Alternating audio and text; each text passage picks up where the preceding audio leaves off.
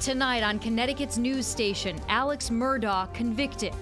The evidence of guilt is overwhelming. A jury quickly finds the disgraced South Carolina attorney guilty of murdering his wife and son.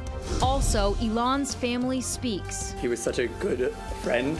We're hearing from the loved ones of the West Hartford man killed by terrorists in the West Bank. And a weather watch alert for a messy mix. Snow, sleet, and even rain for parts of the state. The breakdown coming up. Plus, a daring escape on Mount Washington. They could have been buried. Find out how a skier and snowboarder survived an avalanche that was caught on camera. And equal pay stalls. Tonight, we're looking at why the gender pay gap hasn't gotten much better in 2 decades. Now at 10, this is Fox 61, Connecticut's news station. And we start things off here at 10 with a weather watch alert as we're anticipating another winter storm to hit us here in Connecticut. Good evening, I'm Ben Goldman. And I'm Jen Bernstein. Thank you so much for joining us. By this time tomorrow, parts of our state will likely be seeing the beginning of a wintry mix falling. You waited all winter long, and now it's all coming at once. Chief Meteorologist Rachel Frank starting us off tonight. Hi, Rachel. Yeah, it kind of feels like winter's making up for lost time here, but we're expecting a little bit of everything with this storm. Snow, sleet, and even rain for parts of the state, combined with gusty winds, although not enough to cause outages. We'll see the most snow in northwestern Connecticut, the least towards the shoreline, where the changeover to rain will happen much faster. And the biggest impact will be as we head towards around this time tomorrow night or later will be for slippery roads to develop. I wanted to show you right out of the gate that this is a very challenging snowfall forecast because we could see a very sharp gradient between little or no snow accumulation at all for parts of the shoreline in southern Connecticut. And just to the north of Connecticut, there's 5 to as much as 9 inches of snow expected. So a degree or 2 change either way could make a really big difference, but we are anticipating about 1 to 3 inches of snow and sleet in the Hartford area before that transition ends up happening, and then we could even see some rain to kind of finish things off. Again, that changeover happening last in northwestern areas, but still very uncertain here even tonight. This is where the storm is located. It has severe weather associated with it. Not only seeing severe thunderstorm warnings, but tornado warnings associated with it too. Clearly that's not in the cards for us. 30s to right around 40 degrees right now. Overnight lows will be back around 30. We start the day off not only dry, but with a little bit of sunshine tomorrow to kickstart the day. Then we'll see increasing clouds. High temperatures will climb into the mid 40s. And after 7 to 10 p.m. is when we'll start to see some snow developing before transitioning over to sleet and then rain. We'll step you through it. Full forecast and what to expect heading into the weekend coming up. All right, thank you, Rachel. We are following breaking news right now out of South Carolina, where a jury has decided the fate of disgraced attorney Alex Murdaugh, finding him guilty of murdering his wife and son. Yeah, big news today. The case showed how a Southern family unraveled with issues of privilege, greed, and addiction. Fox 61's Sarah Sanchez joining us in the Breaking News Center tonight to explain the jury's verdict. Sarah? Well, Ben and Jen, it didn't take them very long to reach that verdict. After a 6-week trial, the jury deliberated for less than 3 hours before finding Alex Murdaugh guilty of 2 counts of murder. Murdaugh has been found guilty of killing his wife Maggie and his son Paul. Prosecutors argued it was to create a distraction after his law firm had confronted him about money he stole from clients. The mother and son were found murdered at the kennels of the family's hunting estate. Murdaugh repeatedly told investigators he was not with them at the time, but he admitted that he lied after several trial witnesses identified all 3 of their voices in the background of this video that Paul had recorded just minutes before he was shot. Murdaugh's lawyer argued he lied because of his opioid addiction. Our criminal justice system worked tonight. It gave a voice to Maggie and Paul Murdaugh, who were brutally mowed down and murdered on the night of June 7th, 2021 by someone that they loved and someone that they trusted. Their voice was heard tonight and justice was brought for them. We can't bring them back, but we can bring them justice.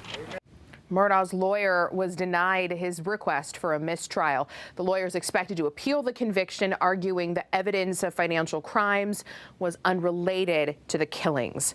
For the murder charges, Murdaugh is facing 30 years to life in prison without parole for each charge, and he'll be sentenced at 9:30 tomorrow morning. In the Breaking News Center, Sarah Sanchez, Fox 61, Connecticut's news station. The whole country watching it, Sarah. Thank you.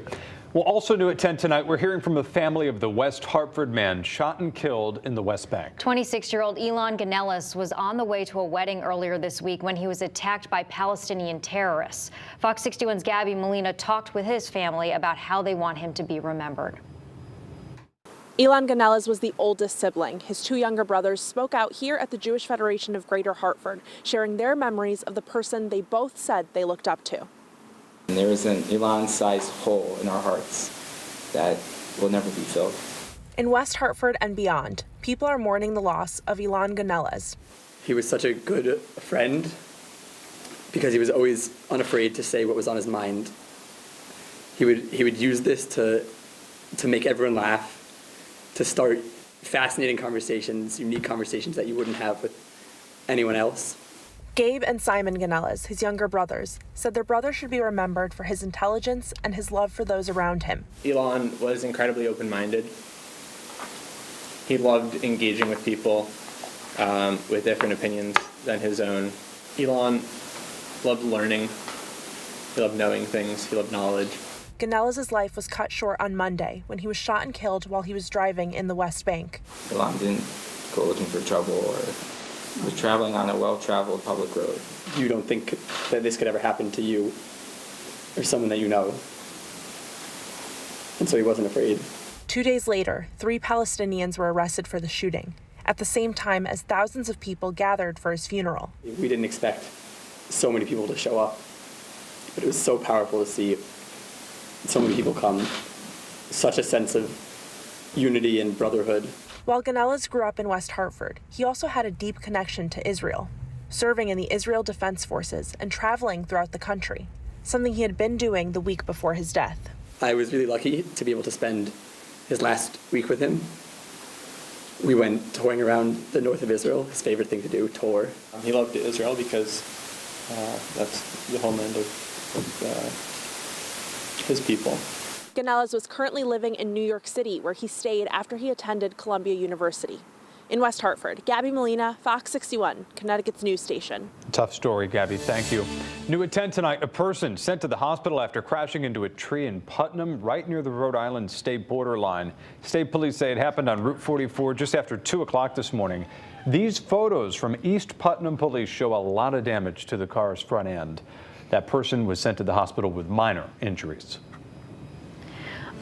All right, new at 10, food banks are preparing for more families who need groceries as a pandemic program ends that funds extra SNAP benefits. Connecticut is one of many states rolling back the program, which many families relied on for groceries. Fox 61's DeAndrea Turner has more on how Connecticut Food Share is preparing for that influx. After nearly 3 years, the federal government ended pandemic-era payments on Monday for low-income families on the Supplemental Nutrition Assistance Program, or SNAP. This means those families will lose about $90 each month, leaving them to make up for that difference at food banks. We're already seeing increases in the lines at our mobile trucks. We're seeing increased demand at our pantries across the state of Connecticut. Jason Jakubowski with CT Food Share says they've been anticipating this for quite some time. We saw it when some of the food drives that the federal government was providing, the federal government was providing us expired. We saw it when child tax credit expired, and now we're seeing it when this particular benefit expires too. The boost in benefits has been a lifeline for many people. According to a study from the Urban Institute, the additional benefits were credited with keeping 4.2 million people out of poverty since the fourth quarter of 2021. They're going to need to get that food somewhere, and they're going to probably come to us and to our network in order to get it. And places like Bloomfield Congregational Church are ready for that influx. That's why we're connected to people in social services and youth services and senior services to make sure we're thinking ahead before it happens so we can begin to be prepared. They have a backpack program where they partner with local schools. Every Thursday, we pack up a weekend's worth of food for a family of whatever size that family is, typically a family of 4, to help supplement them being able to have enough food to get through the weekend. Making sure that with this change, people know that they are there. We may need to reach back out to the schools, to the social workers, to the community and say, we know this is happening. If you didn't need help before, but you do now, we're still here to help you in the meantime. And also today, when I spoke with the president here at Connecticut Food Share, he told me if you need help that you can go to their website to find out more information. And if you can't remember that website, you can also call 211 to find the nearest food pantry near me. And like I said before in my story, he said that this problem is going to continue to go on as these programs continue to decrease. For now in Bloomfield, DeAndrea Turner, Fox 61, Connecticut's news station. All right, DeAndrea, thank you very much. And tonight, lawmakers are once again tackling the issue of affordable housing in Connecticut. The legislature's Housing Committee met today to discuss and vote on 16 different proposals, a divisive topic that lawmakers say needs multiple solutions. Residents need housing. The housing providers want residents to have the housing. If we keep having them combative, this is going to cause continued issues. So what we're trying to do is try to come up with solutions to make that easier. The highly watched rent cap proposal was not on the committee's agenda today. Lawmakers say they expect all 16 proposals to pass.